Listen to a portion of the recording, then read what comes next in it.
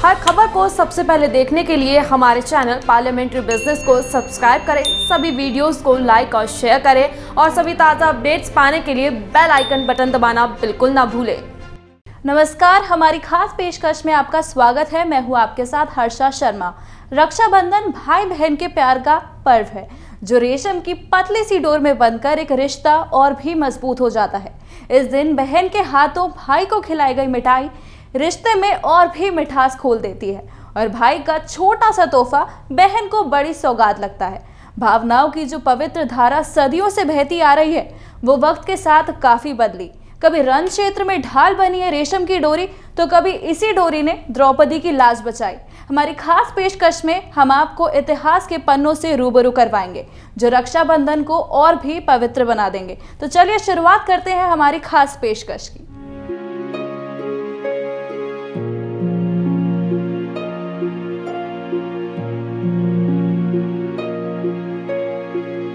रक्षाबंधन ये प्यार है एक बहन का भाई के लिए। ये डोरी है रेशम की जो बनती तो भाई की कलाई पर है, लेकिन जिस डोरी से सारा संसार बंधा हुआ है। ये त्योहार है एक ऐसे रिश्ते का जो दुनिया का सबसे पाक और पवित्र रिश्ता है। वो रिश्ता जो एक भाई और बहन के बीच है।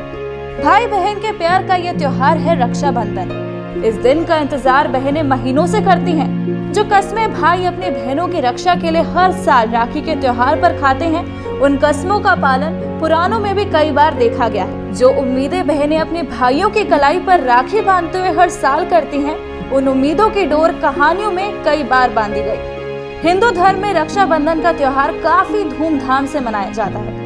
इस दिन बहनें अपने भाई की कलाई में राखी बांधती हैं और उनके अच्छे स्वास्थ्य और लंबे जीवन की कामना करती हैं। रक्षाबंधन का त्योहार श्रावण मास की पूर्णिमा को मनाया जाता है। ऐसा माना जाता है कि भाई बहन के अतुलनीय प्रेम को दर्शाने वाला पर्व रक्षाबंधन का इतिहास काफी पुराना है। परंपराओं की माने तो रक्षाबंधन का त्योहार वैदिक काल से ही मनाया जाता है।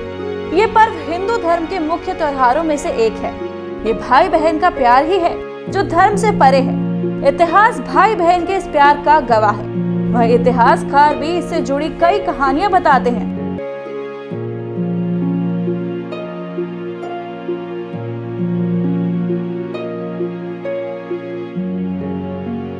रक्षाबंधन के त्योहार को लेकर एक कहानी माता लक्ष्मी और राजा बलि से भी जुड़ी है।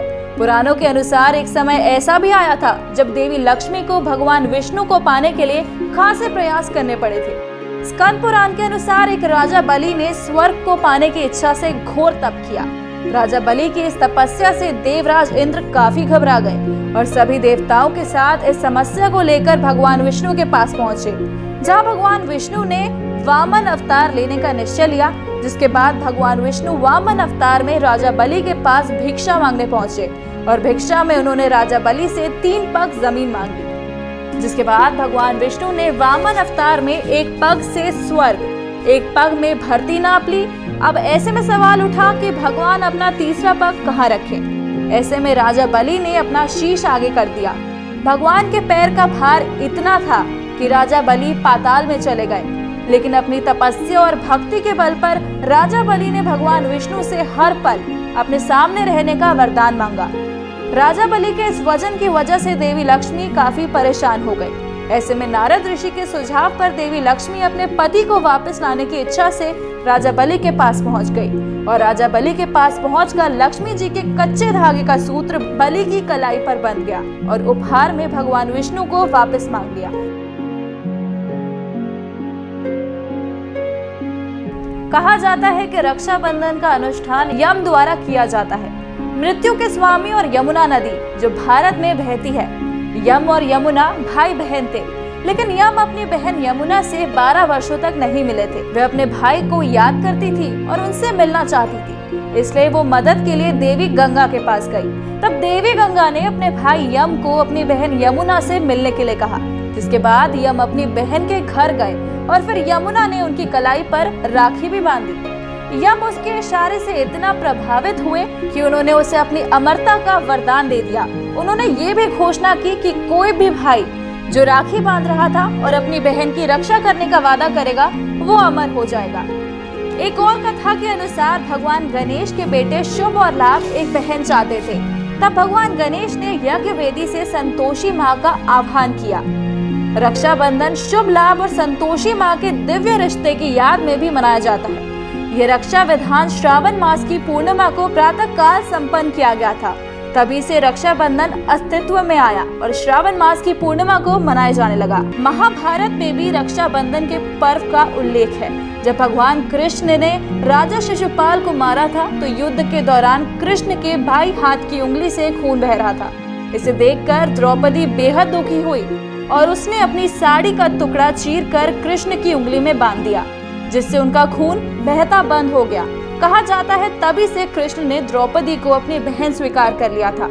रक्षाबंधन को लेकर एक और कहानी के अनुसार सिकंदर की पत्नी ने अपने पति के हिंदू शत्रु पुरु को राखी बांधकर अपना मुंह भोला भाई बना लिया और युद्ध के समय सिकंदर को ना मारने का वचन लिया। पुरु ने युद्ध के दौरान हाथ में बंधी राखी की ओर अपनी बहन को दिए हुए वचन का सम्मान करते हुए सिकंदर को जीवन दान दिया।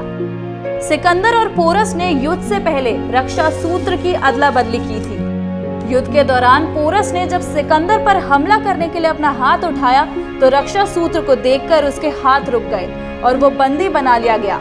सिकंदर ने भी पोरस के रक्षा सूत्र की लाज रखते हुए एक और योद्धा की तरह उसका राज्य वापस लौटा दिया, जिसके अनुसार मेवाड़ की रानी कर्णावती के पति की मृत्यु के बाद उनके राज्य पर गुजरात के शासक बहादुर गढ़ ने आक्रमण कर दिया था। कहा जाता है कि रानी कर्णावती ने बहादुर शाह से एक हमले से बचने के लिए मुगल शासक हुमायूं को राखी भेजकर मदद मांगी थी। इतिहासकारों के अनुसार रानी कर्णावती उस समय बहादुर शाह को हमले का जवाब देने में असमर्थ थी, जिसके चलते कर्णावती ने मुगल सम्राट हुमायूं को भाई मानते हुए एक राखी भेजी और बहादुर शाह से रक्षा करने की सहायता मांगी। और रानी कर्णावती की राखी मिलन पर हुमायूं ने राखी की लाज रखते हुए फौरन मेवाड़ के लिए कूच का आदेश दिया। इतिहासकारों की माने तो हुमायूं ने राखी को स्वीकार कर मेवाड़ की ओर कूच तो कर दिया, लेकिन वह समय पर वहां पहुंचने में नाकाम रहा। इसी कारण रानी कर्णावती ने किले की अन्य महिलाओं के साथ जौहर कर लिया। वहां पहुंचने पर हुमायूं को बहुत दुख हुआ। उसने बहादुर शाह को पराजित कर रानी कर्णावती के बेटे को मेवाड़ का शासक बना दिया। कहा जाता है कि उस समय से ही राखी बांधने की ये परंपरा शुरू हुई। कर्णावती ने हिंदू होते हुए अपनी रक्षा के लिए हुमायूं से जान बचाने की गुहार लगाई। हुमायूं जो कि मुस्लिम था, बावजूद इसके वो कर्णावती की एक पुकार पर उसकी रक्षा करने का दायित्व अपने ऊपर ले लेता है। भाई बहन के पवित्र प्यार की ये कहानी आज भी एक मिसाल है। रक्षाबंधन को लेकर इन सभी कहानियों का सार बहन की रक्षा करना ही है। इसलिए हर साल बहन अपने भाई की कलाई में राखी बांधती है और बदले में अपने भाई से रक्षा का वचन लेती है। Bureau report, parliamentary business. राखी के धागे में आज भी जो पवित्रता बरकरार है, जो इतिहास के पन्नों में देखने को मिलती है, यही पवित्रता रिश्ते की डोर को कमजोर नहीं पड़ने देती। रेशम का एक धागा जो बहन को कभी कमजोर नहीं पड़ने देगा, तो भाई को कभी फर्ज नहीं भूलने देता। हमारी खास पेशकश में फिलहाल के लिए बस इतना ही। देश प्रदेश की तमाम खबरों के लिए आप देखते रहिए पार्लियामेंट्री बिजनेस।